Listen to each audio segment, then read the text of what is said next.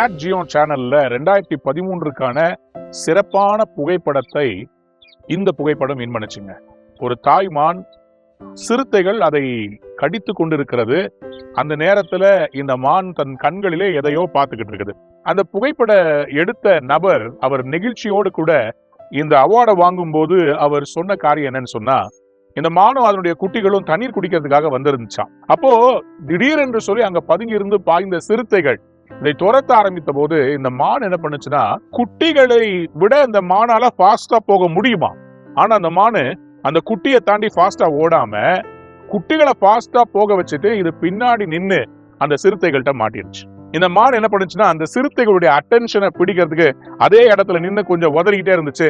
இந்த சிறுத்தையுடைய முழு கவனமும் இந்த தாய்மான் மேல இருந்துச்சு. ஆனா இந்த தாய்மானுடைய கண்களில கவனம் எல்லாம் தன்னுடைய குட்டிகள் மேல இருந்துச்சு. பாத்தீங்களா? இந்த தாய்மானுடைய கண்ணை பாருங்க, அது எங்க பாத்துக்கிட்டு இருக்குதுன்னு சொல்லி குட்டிகள் சேஃபா போயிருச்சான்னு பாத்துக்கிட்டே இருந்துச்சுங்க. அதாவது ஒரு வீர மரணம்னு சொல்லலாம். சில நேரங்களில் நம்மளும் அப்படிதான் இல்ல, நம்முடைய வாழ்க்கையில நம்மளை யார் காப்பாற்றுவா? நம்மை காப்பாற்றுவதற்கு ஒருவர் இருக்கிறாருங்க. அவருடைய பெயர் இயேசு கிறிஸ்து. அவர் சிலுவையில இப்படிதான் நமக்காக தன் ஜீவனை கொடுத்தார். உங்களுடைய வாழ்க்கையில இன்னைக்கு வியாதியா, பிரச்சனையா, குடும்பத்துல குழப்பமா, உங்களை பார்க்கிற கடவுள் ஒருவர் இருக்கிறாருங்க. அவர் உங்களுடைய பாரத்தை எல்லாம் ஏற்கனவே சுமந்துட்டார். நீங்க அதை சுமக்க வேண்டிய அவசியம் இல்லை. வியாதியை சுகமாக்குவாருங்க, கேன்சரை சுகமாக்குவாருங்க, எல்லாத்தையும் அவரால் மாற்ற முடியும். அந்த தாய்மான போல அவர் உங்களுக்காக பரிதபிக்கிறவராக இருக்கிறார். ஏசாயா 53:5 சொல்கிறது, நம்முடைய மீறுதல் நிமித்தம் அவர் காயப்பட்டு நம்முடைய அக்கிரம நிமித்தம் அவர் நொறுக்கப்பட்டார். நமக்கு சமாதானத்தை உண்டு பண்ணும் ஆக்கினை அவர் மேல் வந்தது, அவருடைய தழும்புகளால் குணமாகிறோம். By his stripes you are healed. அந்த தாய்மான் அந்த சிறுத்தைகள் தன்னை சாப்பிட்டுக் கொண்டிருக்கும் போது தன்னுடைய குட்டி மான்களை அது கண்களில் ஏக்கத்தோடு பார்த்து கொண்டிருந்துச்சு. இன்னைக்கு உங்களையும் கடவுள் அவர் தன்னுடைய ஜீவனை கொடுத்து காப்பாற்ற விரும்புகிறார். நீங்க என்ன சூழ்நிலை இருந்தாலும் அதுல இருந்து அவர் உங்களை எடுத்து மாற்றி விடுவார். உங்களுடைய வாழ்க்கையை தப்புவிப்பார்.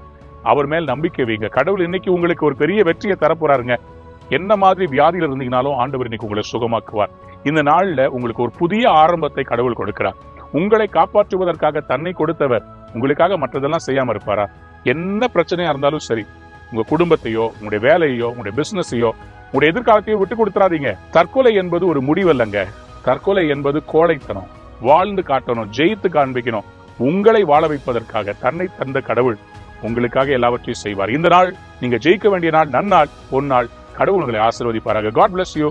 Be healed in the name of Jesus. Amen.